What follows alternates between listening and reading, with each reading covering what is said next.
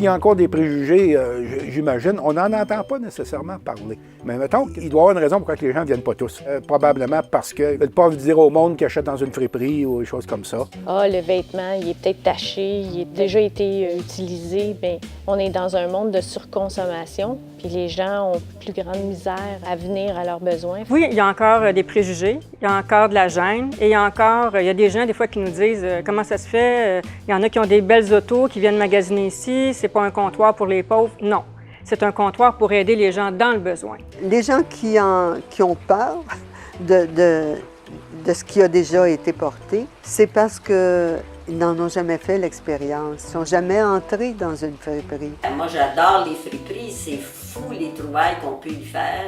Mais avant, les gens ne le disaient pas. Puis moi, je le disais. Puis là, les gens disaient, mais dis-les pas que tu as payé ça 5 piastres. Dis-les pas que tu as payé ça 10 piastres. Oui.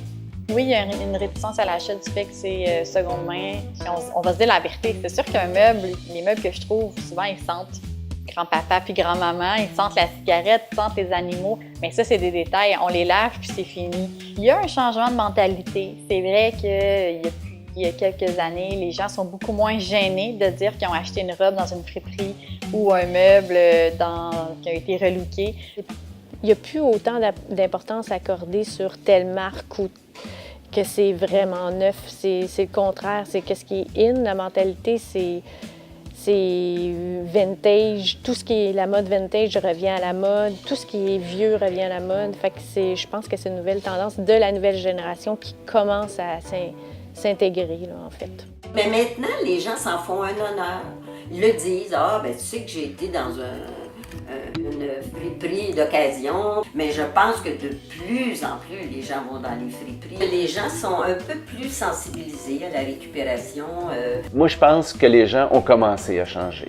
Je le vois parce que, peut-être pas dans tous les couches, là, mais il y a un mouvement qui est amorcé, là. Les gens vont donner des vêtements, les gens vont magasiner dans des friperies. Ça existe, là. Ça n'existait pas avant, là. Fait que le mouvement, moi, je pense qu'il est commencé. Alors, de plus en plus, les gens s'informent, s'intéressent, puis on voit le changement de mentalité, là. Je sais qu'il y a une tendance présentement sur la deuxième vie, recycler, réutiliser, revaloriser, qui défait peu à peu les préjugés. Puis c'est avec la nouvelle génération que cette tendance-là s'est mise comme à la mode. La tendance du do-it-yourself, qui est super populaire depuis quelques années, ça a vraiment propulsé le relooking.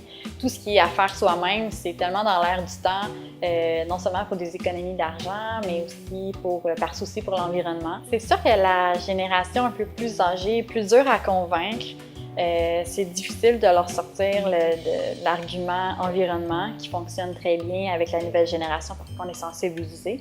Avec eux, ça va être un peu plus la solidité. Je dirais que les préjugés sont encore solides. Alors, je pense que c'est important de penser à les porter.